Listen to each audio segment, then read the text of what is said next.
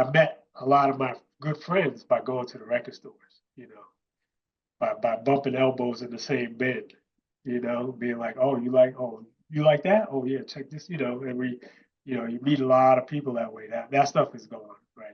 Everybody's isolated, get their music whichever way they get it. But you got access to all the music that's ever been made, pretty much. So you need to know your history. Today is Sunday, February 9th. Who are we speaking with? Dedan Anderson, DJ Dedan, Oakland, originally from New York, out in Oakland, California right now. Let's say my friend Kai from Munich is coming to Oakland for 8 days and wants to experience our scene, our sound. Paint the picture of the current house music scene. Like what nights to go to parties, like what's the vibe, I think right now there's like Elements is probably the regular gig that's going on that's worth that's in the style that we like. It's a lot less things happening now from what I can tell. I'm also not as active as I used to be, but from what I could tell, there's less things. But if you're looking for something, Elements is the jam to go to. They also throw other parties at that warehouse where they're doing the Elements now, and during we're kind of in the off season right now. But once winter ends, they do parties at the lake every Friday as well, which is pretty cool. Different DJs every week, but yeah, it's always get your dance on. It's nice. Sometimes I play, sometimes other cats play, Soulful cats, but there's different varieties and stuff. But it's free, it's outdoors. But I think it starts again Valentine's Day, so coming up actually. So yeah, not as vibrant, but it's also because I might not be as active. Fair point, fair point. Give me 1 second. Tell us a story about the Latin Quarter. Latin Quarters in New York was the hip hop center, and I went there maybe 3 times, and a couple times it was cool. The last time I went, it was very violent. But Red Alert was handling his business. He was throwing down the cuts. Some really good dancing there. 2 really good dancers. I think IOU dancers was a crew back then, and then another group.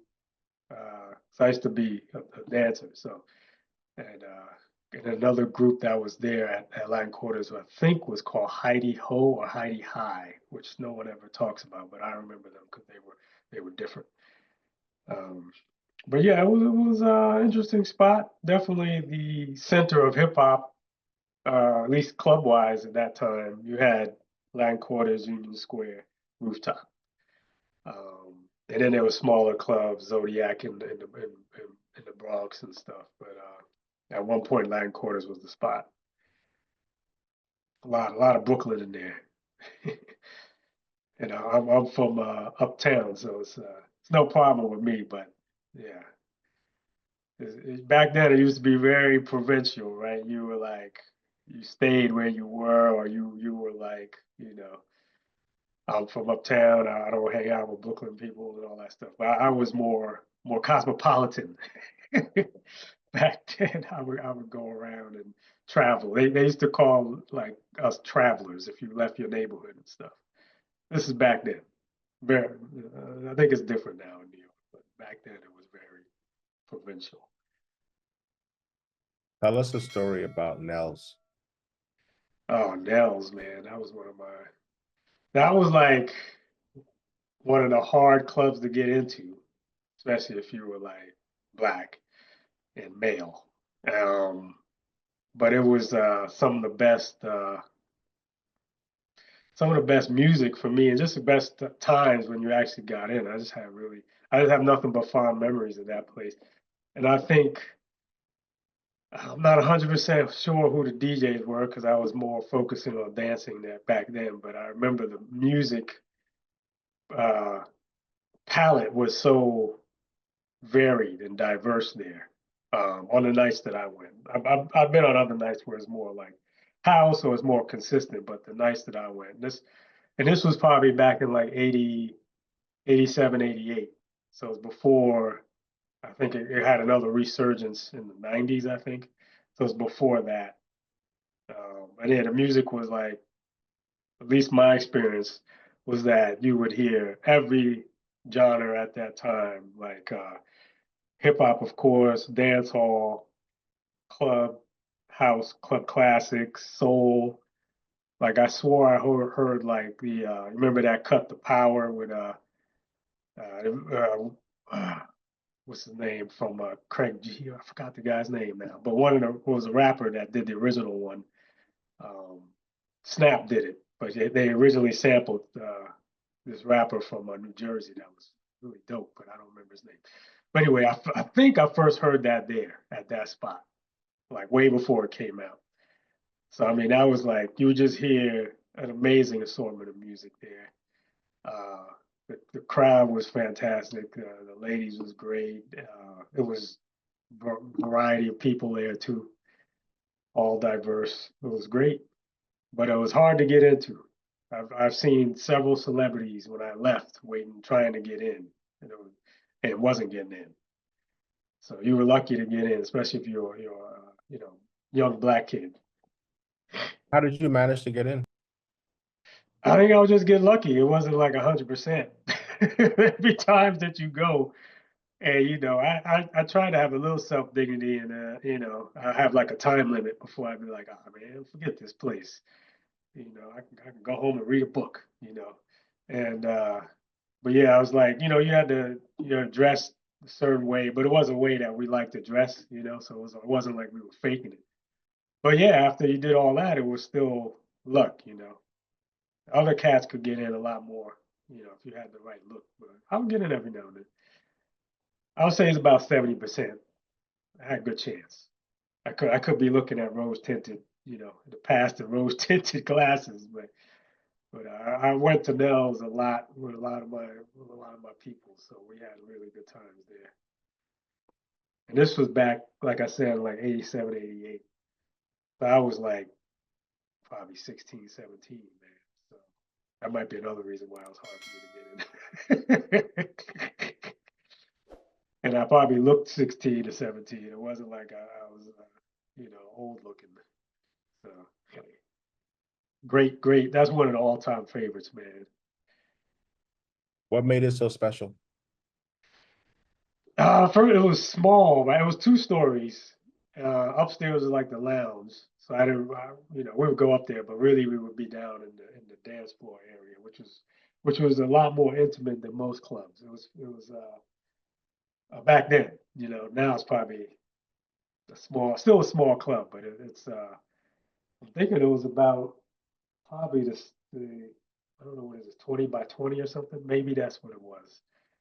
The dance floor, and the music was on point. The people, the vibe, and I was just young and just like everything was so new to me. I always say like that time, at least to me, was just like every day it was something amazing was happening. When you go out to the clubs or just go out, hang out with down maybe in Washington Square or in the Ville somewhere. It was like the age of wonder, I call it. So yeah, I know it's all nebulous, but it was just like the vibe, the music. Uh, it was the right spot at the right time, I think. Tell us the story about House Nation. Oh, House Nation, that was like a roving club. I'm not a club, but like a roving party with was that Bobby Condors maybe, or was he doing Wild Pitch? But there was some cast that do. I went to it like a couple times. And that happened a little. From what I remember, it was like more when I was back here, when I was out here. So that was probably in the '90s because I left around '88. But I would go back like a lot at the start. You would go back like almost like 4 or 5 times a year. So yeah, House Nation moved around. I didn't really go. I went like once, I think. It was cool. It was like more house. Um, and I was still, I wasn't, I was into house, but I was like also into other music as well at that time. I'm still into other music, but I do consider myself a house head now. But yeah, it was a fat joy. And other people probably have more experience there because I wasn't. I only went there a couple of times, if that. I don't remember the DJs and but I remember it moving around, and we caught a couple of those. There was that, and there was Wild Pitch, which I think was like Bobby Conda's, and yeah, I went to a couple of those too. Like one was in like some uh, empty office building and stuff, or maybe it was an empty office.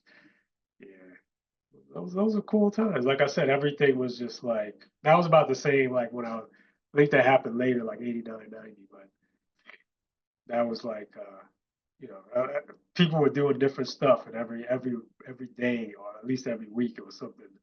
Somebody was trying to do something new, or at least I found out about something new. They probably were trying to do it for a while, but Tell us a story about YMCA at 135th. yeah. How you know about that spot, man? Ah, that was like the my like early years going out, man. And that was more like I think it was maybe 18 and under or something like that. So it was like a lot of young kids, but the music was great. That was like it was mainly a hip hop spot, but they would play a lot of different types of music. We weren't just hearing hip hop because I don't know if there was enough hip hop out to fill a whole night, but also I think they were also playing a lot of music that was happening in their generation, right? Because they were older generation. So you would hear stuff like Melissa Morgan, uh, Fool's Paradise, one of my favorite cuts, uh, Maze, Before I Let Go, as well as some old break beats and then they would also play, the latest rap, like the Pee Wee Herman was big at that time, and Ultramagnetics was killing with Ego Tripping and Funky. So and they had great dancing. That's probably the where I started. I kind of fell in love with dancing from watching some of these cats getting down at that spot. You know, yeah. And that was like middle high school, so probably 84, 85 is when that was going on. So yeah, that was an important spot to me. Because when I started doing clubs, parties out here, those are my references right now. The Y with what's his name? I can't Easy was it Easy? Easy Rock. I don't remember the DJs now. Oh my God! But it was Mike and Dave was throwing the parties. I remember that. And it was two DJs, but they were just throwing down, man. Oh, it was nice. Incredible dances. You know, once again, just like I was just like, wow. And that wasn't a violent spot for being hip hop, right? Like, so it was. I'm sure some fights must have broke out, but the times that I went there, it was always just people getting their groove on, you know, young kids mostly. Let's talk about house dance. How would you define house dance? And is there a proper way to dance to house music? I don't think there's a popular way to dance the house. Like there, I mean, I don't think there should be a way to dance. Like just do what you feel. That I think is the basis. But there are definitely like styles that came out that people kind of get drawn to, So you got like a lot of the lofting styles or the footwork styles, the smooth acrobatic styles of the lofters, uh, the intricate footwork, or the nuanced footwork that seems to have like tap dance influence or Latin influence. Um, I think it's one of the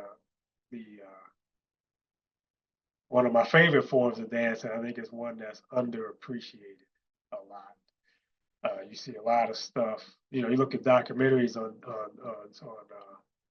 popular dance, street dance, or whatever you want to call it. When's the last time you seen a documentary on the type of dance you see in New York, right? The house styles. You know. But yeah, it's one of my favorites. I think it's incredible, and it's a dance that you can do with somebody else, right? A partner. You try breakdancing with a partner. Good luck with that, right? So, um, yeah, I think it's incredible. But is there a way to dance? I don't think I'll just do what you feel. But if you feel like if you see stuff and you're attracted to it and you're like, well, I want to try to do it, yeah, go for it. Do what you feel is do what you feel. you know, just don't hurt anybody.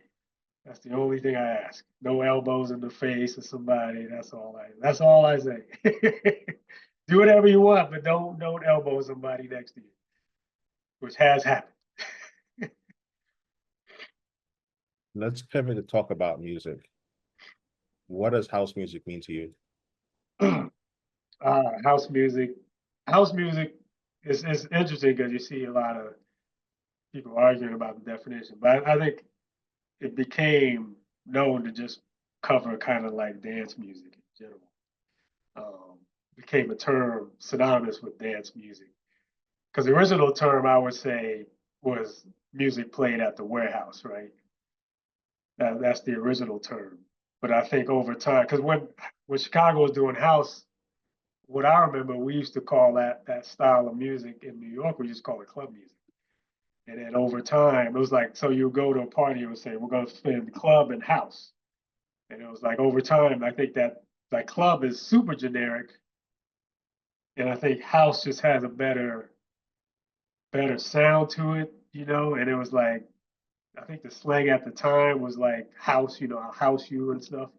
So it kind of like fit, it just sounded better. So I think that, who knows why it took over, but that term became beyond Chicago and kind of covered the stuff we were doing there in New York, as well as in Chicago, techno in Detroit, you know, and then the stuff in Europe a little later in UK and stuff. It's all house. So I think it's just dance music. Right now, I have to specify soulful house just because, like I said, it just covers dance music. But there's some dance music that I don't really vibe with in general, or I don't find that I would like to dance to. So I specify soulful house. Sometimes I'll say Afro house, which seems to be a little more acceptable in social circles for some reason. Uh, but yeah, that's my take. It's very simple. It's just dance music. Um, yeah. So I usually say I spin dance music, house music. I'll say all three, like soulful house, depending on who I'm talking to. Try to find out where their mind is and kind of weave my way into that brain so they can. Which leads me to my next question. How would you define soulful house? Soulful house is like, I mean, most the obvious stuff is the vocals, right? The soulful vocals, but you can have soulful house that's instrumental, um, like Pevin Everett's Church and stuff like that. So it's really about kind of the vibe of the music more than the actual structure and stuff. Because you can have soulful house that some people will consider techno. That to me, if you look at like the early stuff like Garage, Warehouse, they were playing all genres, right? They were considering all genres, but they put it under a vibe of house or garage, and that's kind of where I sit with when I use soulful just so people will kind of filter their expectations. But I don't, I play whatever I think is either soulful or funky. So it could be what somebody else would say would be like a techno cut, right? But if it has enough groove and it's funky enough and it's not like mind numbing, I'll play it. there's like a cut called "Who's Afraid of Detroit" that I used to play at the brothers and sisters party that most people would consider techno. And it probably is because it's from Detroit and stuff like that. But it's like real funky. Yeah, it works. You know. So yeah, I mean, so soulful to me is definitely like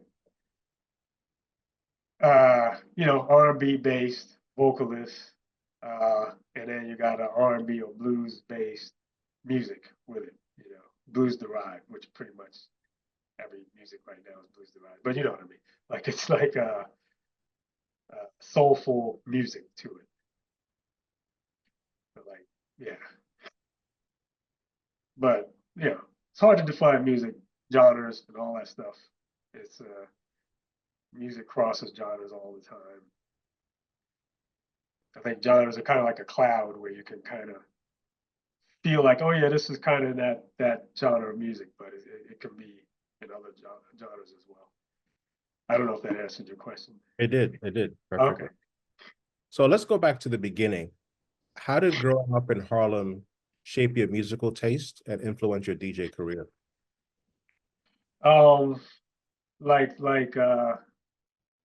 earlier, one of the things I started in the musical stuff as a dancer. So I was came out of breakdancing and went into like what they call freestyle later. And that was definitely influenced by my hanging out at the Y or just seeing cats just dancing at a block party or a basketball game, halftime and stuff.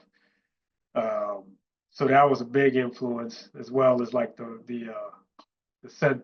music scene there. You would hear, uh, just Jeeps go by with different music, man. It wasn't just hip hop playing on Jeeps.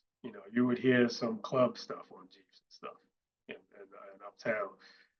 Some of the people on my block were highly influential. Older brother at that time was my good friend Tyrone. He was older than me at that time, and he was like a garage head. So that was the first I even heard about garage was from him. He was like, just telling me stories. I was like, wow, right? He was like, yeah, I gotta take you out there, And he was saying, well, if you just go out there and you see somebody, it was just like building this picture of a magic world, right?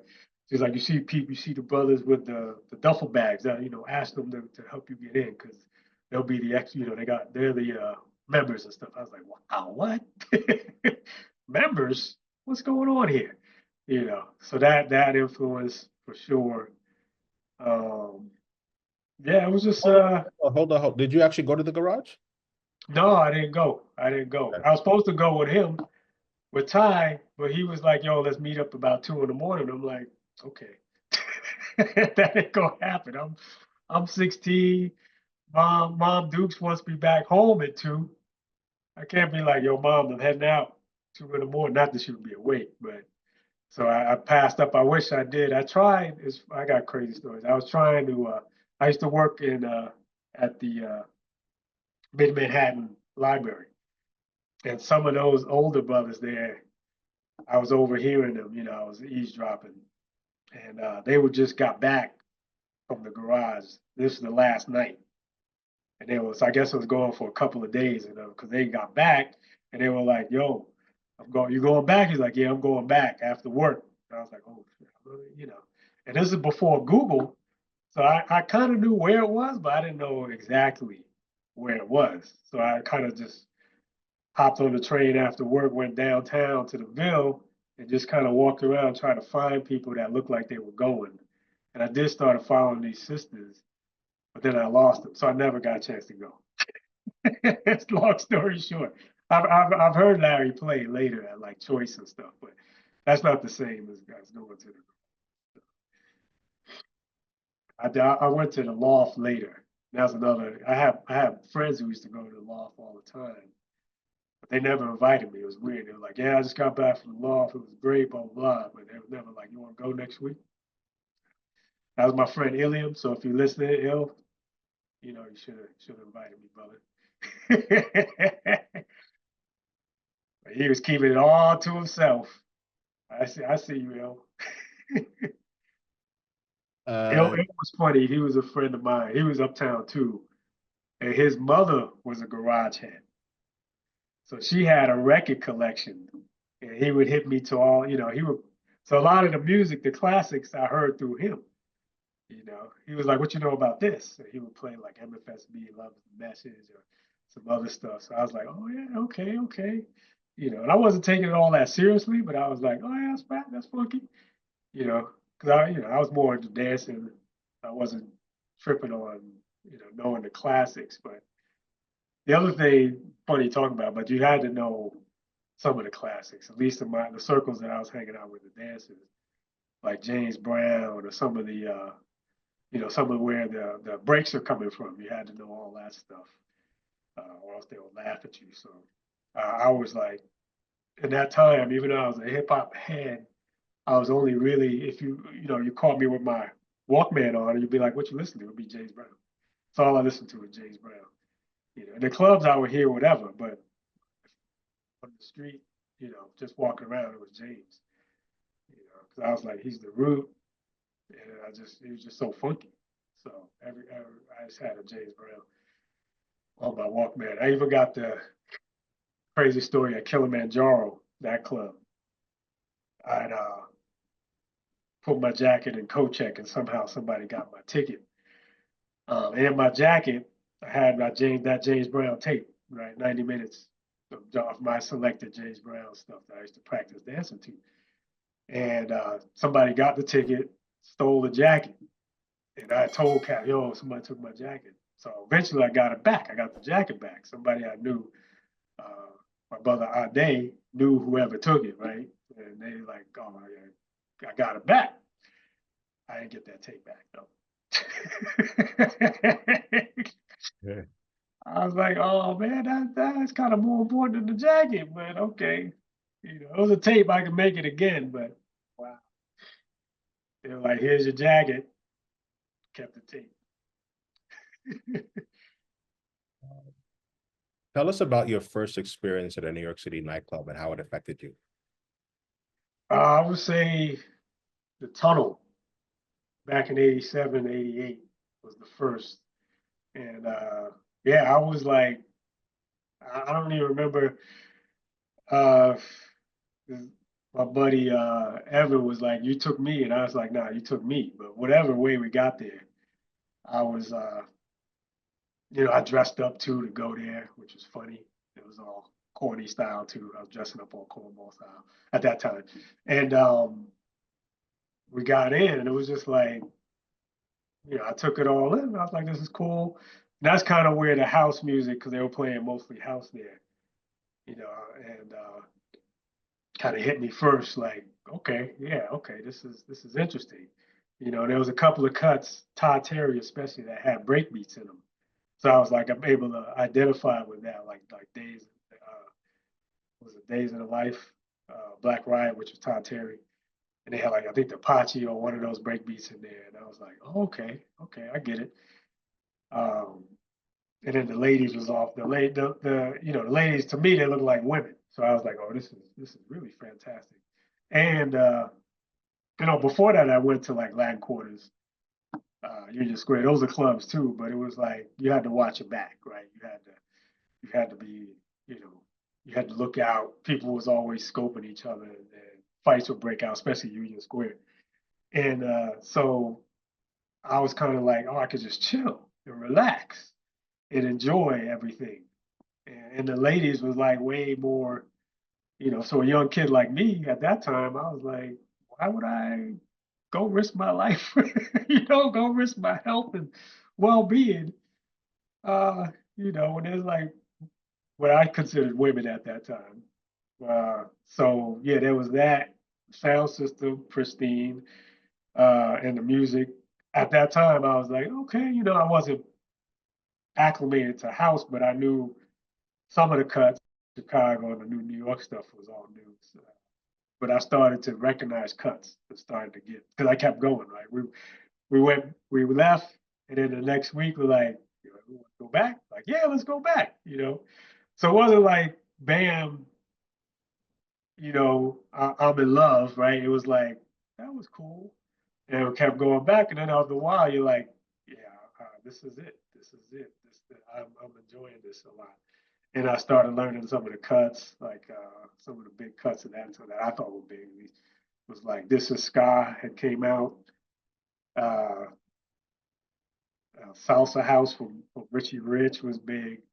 All these, some of the Detroit stuff, like Rock to the Beat at the Tunnel, thinking of was a big cut there as well. As well as like Now That We Found Love from Third World was a cut they would play there, which was familiar, but when you hear it on that context, it's like a whole different. With all those songs, you hear it on the radio, but when you hear it in the full spectrum, you're like, oh yeah, that's my favorite cut. That ain't your favorite cut, okay, should be, yeah. So yeah, it was incredible. But yeah, I went to hip hop club before that. They were big clubs, but it was like, there was a different element in there. It wasn't all about just dancing and partying. It was some other stuff going on. Anybody that went to Latin Quarters on Union Square will tell you that place was. Can't say it wasn't exciting. Let's just put it that Right. It was exciting, but dangerous. way. Yeah, yeah, yeah, yeah. So which specific DJ from your New York days had the most profound influence on your style and why? I would say Tony Humphreys for sure. Number one, because he crept onto my hip hop tape mixes when I was taping Red Alert. If you tape the Red Alert or Chuck Chill Out and you tape, after he went off, Tony would come on. So at the end of a lot of my tapes, I started hearing some house stuff. And it wasn't really like until I left and came out here and I started trying to DJ that Tony really, the influence really hit me, you know. And I started studying trying to study his stuff and just reading anything I can on him. So definitely Tony. Um, Probably some of those early, whoever was playing at Nells, whoever was playing at the Tunnel. Back then I was just strictly dancer, so it was just like, and the young kids, I never even thought to figure out who was playing until a little later. Some of the people like Duke of Denmark I knew from Mars and Hotel Amazon, spots like that.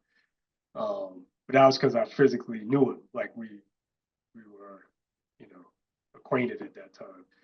Um, but yeah, like so who might have been Victor Rosado at the Tunnel or something. I don't know for sure, but he was killing it. He influenced the guys at the Y. Definitely influenced me. Um, yeah, I mean, I even went like I even went to the Rooftop, which was another interesting club, which is in Harlem, right by the Polo Grounds. And Brucey B, I think, was one of the most. And I'm guessing he was very influenced from DJ Hollywood, who was also one of my favorite.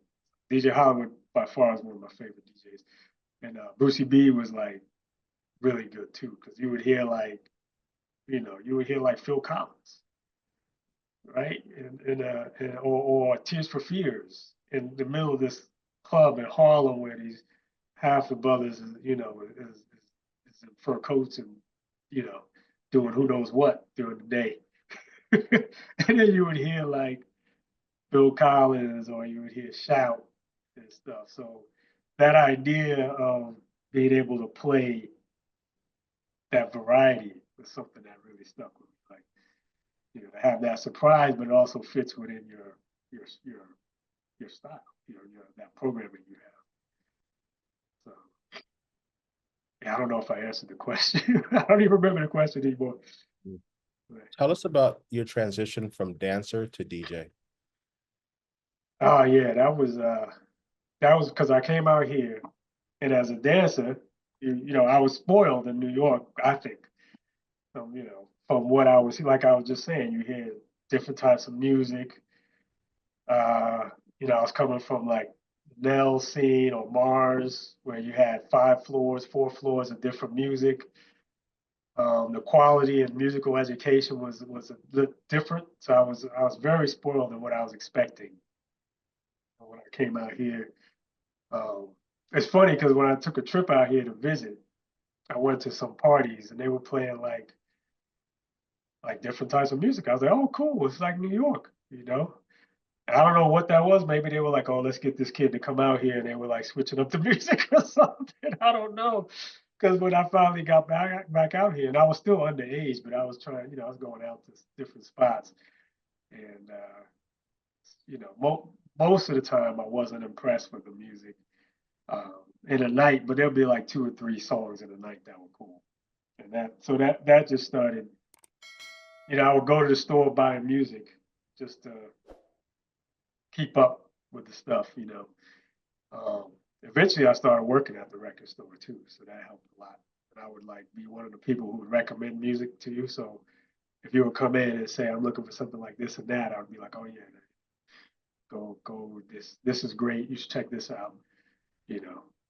Um, but yeah, I basically was trying to just fulfill that hunger for what I was hearing back home, and I was still connected. So I knew like when Follow Me hit, once again, my boy Ade was like, yo, I just heard Follow Me at Red Zone. You got to get that. And I was like, okay. And I was going back a lot more. So I started getting more into buying music. And then I looked up and got like 2 turntables somehow, 2 different turntables, and just started learning how to mix and all that stuff.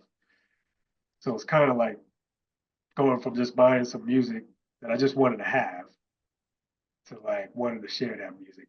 And I wanted to learn how to DJ, especially mixing and stuff. And that's when I started really getting deeper into like Tony, Timmy, and stuff like that. What motivated you to move from Harlem to Berkeley? Yeah, I went to school at Berkeley, so went to college there at UC Berkeley, and that's what did it. And I kind of just stayed out here. I had my daughter came 92, and then I started working. I was working, so I kind of got stuck out here. So, and I'm still out here, so I don't know. What'd you study? Computer engineering, computer science, electrical engineering was the program. How did the Bay Area music scene differ from New York when you first arrived? I think they have different roots out here. One of the big examples I give is like a song like "Set It Off" in New York. By Strafe. That's a New York song, right? It doesn't matter what you're playing, you could drop that song, right? You could be deep in the middle of, at least when I was in New York, you could be deep in the middle of a hip hop set, and then you hear those drums come on. Everybody's like, "That's my joint. Let me get up." Uh, I don't think they even heard that cut out here. So it's a whole different scene. They're more focused on funk, but like funk only goes up to the early 80s. So I don't know what happened after the early 80s out here. I'm not 100% sure, other than commercial R&B stuff in terms of underground scene. And you get your Too Shorts, and later on you get like Cairo and those cats. But um, so in terms of house, I think there was house out here because San Francisco, big gay community out there, so they did have some dance music and they have the clubs. But in terms of like the soulful house, I think maybe Harness was only one that I heard about. Um, Maybe Neon Leon, but it wasn't like a black youth culture like it was in New York, especially in '88. It was like house was king in '88, right? '87, '88. I don't know if you remember, but it was like everybody was a house head. Everybody was asking you where the clubs is at. Like hardcore thug kids would ask me. The year before they were laughing at us for how we was dressing. The next year they dressing like us and asking us where the club's at. So that's what I came out of. The De La Soul native song scene was big, the house scene was big, and I come out here, and none of that was happening here. They were doing something else, and I'm not sure what it was, but So yeah, I kind of brought that, especially like the Nells sound. I brought that out here at a college party I used to do in right on the edge of Berkeley, called the place was called Birdcage. We used to play, me and this other cat, DJ is now, his name is DJ is nowadays, Josh. We would play a variety of music there for everybody. We were one of the earliest uh, people to play dance hall out here that wasn't like a Jamaican, because you know they have Jamaicans out here. So they were playing at the Caribbean, which was back, there was a club. I don't know if it's still going, but it was a club. They were definitely playing dance hall. But in terms of like, so the Black American scene, we were playing dance hall, you know, hip hop, soul, house. Uh, yeah, and we would play all that in one night, which was that influence from like Nells, Mars, that type of scene, and that was successful for us. That was a very successful party at that time. That was probably 91, 92, I think, or maybe 90, 91. Yeah. You've created a number of your own residencies in Oakland. I want you to walk us through them. I know these aren't in sequential order, but just top of mind, things that come to mind are Brothers and Sisters, Afro Deep, Days Like This, and Keep on Reaching. So just walk us through those parties, and then there are probably a few more that I missed. Tell Yeah, us yeah, about the yeah. parties, what it's like to throw a party in Oakland, and tell us about your journey from, you know, which party you started, you know, what the scene is like, all that stuff. Just paint the picture for what you've built. Yeah, yeah, yeah. So the first real party, like an ongoing party we did was that birdcage party. Um, and one of the things that I learned from going to clubs back then was the flyer game, right? They had serious flyer game back then, and they also did mailing lists and stuff. So you would walk in when you were leaving the club, they would always give you a flyer for the next week, and you would need the flyer to kind of get a discount to come in. So you always, you know, and I just kind of took that wholesale, you know, two free before, you know, this flyer allows you and a guest to get in free before 11, $5 after or whatever, you know. And so that, which was cool, what worked about that is that most people didn't come in before 11, right? Even if they had the flyer, they wasn't coming in before 11, but that would get them to the spot, you know. And you would have some people who did come in before 11. They would get in free if they had the flyer, or if the doorman decided they were fly enough or fine enough or whatever, you know, he could have his you know, you could use a little leeway. But so because you want people in the spot early anyway. So our flyer, and then we would flyer uh, the key, I think, to our success, I mean, definitely the music and stuff, but it was the flyering, the promotions key. We were very targeted promoting. We would promote mainly to women. We wouldn't promote to dudes because dudes come with the speakers. You know, you put a speaker down, dude falls out the speaker. You know, he's there. You know, so our focus is like women. Uh, you know, if a dude was funky and crazy looking, we'll give him a flyer. You know, if he was like a visual uh, interest, you know, obviously a creative person, you get a flyer, you know, and that flyer technique really, I think, is what made the spot. And, you know, music keeps them coming back week after week, but to get them there and build that atmosphere, I think definitely promotions, you know, was the key. So we did Birdcage, which is what I was saying. We played all the genres. And then my next, I think, successful was actually in the city in a bar called Zanzibar that we did, which was all soul and dance hall. And that came from these two sisters who were like got some tape from London. That was a soul tape, and they were like, "We want to do a party like this." And I was like, "Listen to the tape. I still got the tape. It's funky."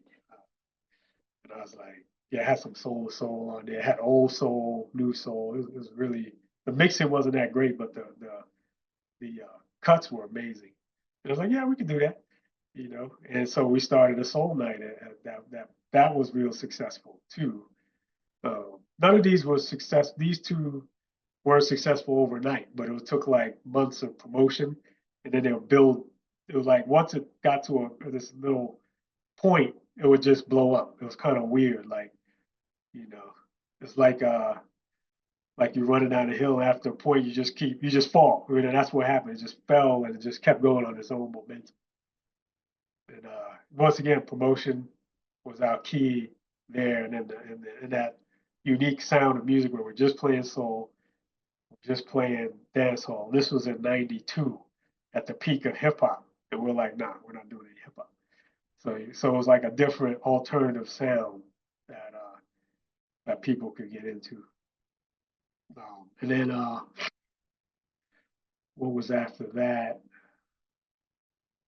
There was Brothers and Sisters. That was like another question. That was kind of a question: can we do a Soulful House gig in Oakland? Right? Because I was like me and DJ Daniela, who I think is in Brooklyn now. We were trying to do a Soulful House gig in San Francisco. It just never kicked off. Maybe it was the location or whatever. So we was just like a new spot had opened in Oakland. So we were like, let's see if we can get a night there and see if it works. Soulful House. This is where the soul is, Oakland. Maybe it'll overlap. And we got the Thursday night, and it was successful. It was very successful. That one blew up a lot quicker, which is great. you know, the whole 3 months, 4 months waiting. It's tough on your spirit, right? Because you think you're doing good stuff, but no one's coming through. I mean, people will come through, but not at capacity. So that one blew up at capacity, and it did pretty well for a while, and then the owner flipped out. But other than that, and that was like strictly house. And we would have a lot of guests come through, spinner, you name it. All these different cats would come through to play there, which was great because it was on a Thursday, and so they would come in for the weekend gigs in the city, which is where they was getting the big money, and we would pay them, but not like the city. And they would be like, but we had the crowd here. So they were like, hey, can I, so and so's coming through, Bodhisattva's coming through, can you hook them up? Yeah, let's do it, And they were just like, so there was a really, really fun party that was really exposing Oakland to house music and house music to Oakland, So Did you record any of those sets live? no, I didn't do that till should have did that, but I didn't do that till like keep on reaching. I don't know why we never, I mean, that'd be awesome to have like a Bodhisattva or yeah, yeah, been a set yeah, from back then. That'd have been yeah, Spinner. I mean, a lot of the big names were playing there, like just because the crowd was probably one of the best crowds I've had, and it was just so we would, people would be happy to play there for relative pennies, for what they were getting the next day, right?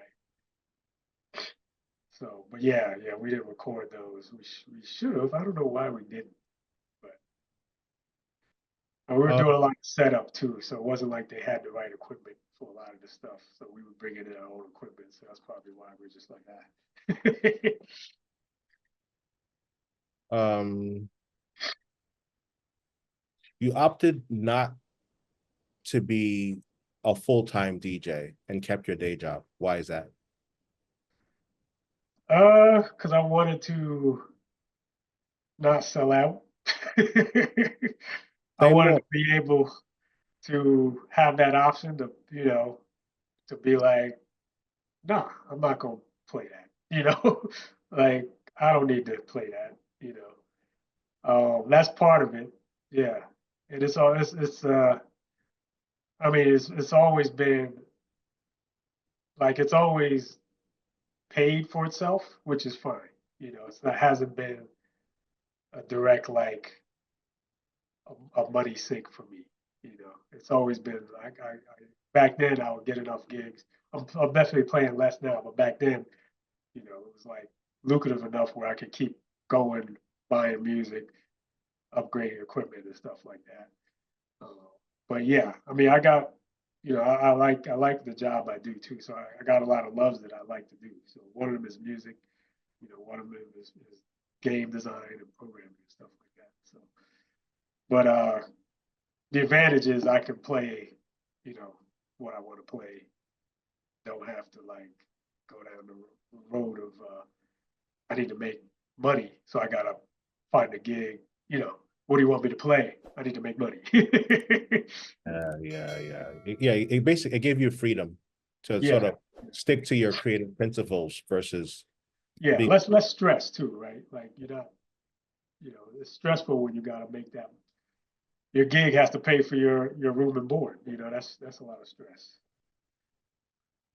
Some people do it. Hats off to them, man. And they keep their integrity as well. It's rare though. Yeah, It's yeah, very rare. yeah. What advice would you give to the next generation? Oh boy, learn your music history. What the hell? I watch these what do they call YouTube when they react, the react videos. And I'm like, how do you not know that song? And how do you not know Stevie Wonder? How do you not know that? Like, and then I say they're monetizing their ignorance, but I be watching them, so I watch them. But yeah, I'm like, number one, definitely learn your music, learn the history of your music. I think that can only help you in every way possible, to understand the music from its how it became, how it came to be, what happened in the past, help you figure out, what you need to do now and what's going to happen in the future. So that'll be number one, man.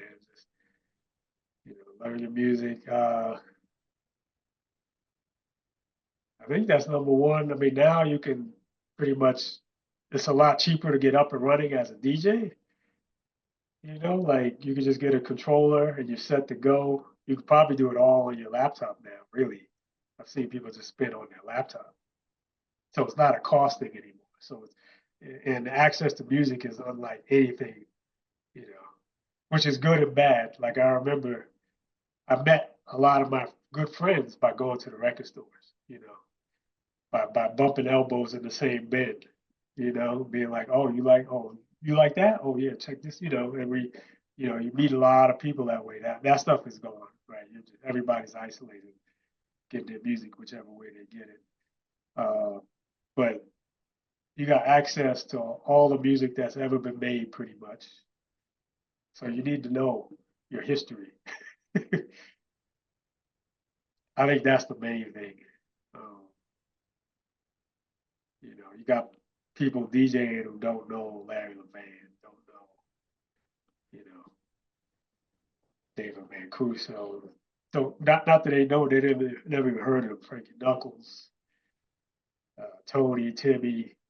These are people who were superstars before the term superstar DJ was a real term. Especially Larry Levan and Frankie Knuckles. So yeah, nowadays DJs they're very technical, but I don't know about the music. I watch some of these young kids. They got crazy segues and stuff, which is great. But it's like, can you spin a 12-hour set, 8-hour set, 4-hour set, 2-hour set? Or are you really just like a festival circuit where you spend like whatever half hour peak through the whole half hour? So Mm. learn the old school. Try to get those tapes are out there. There's no excuse. It's an overabundance, I think, of resources. That's why when I look at these React videos, especially with young Black folks, I'm like, how do you not know those songs?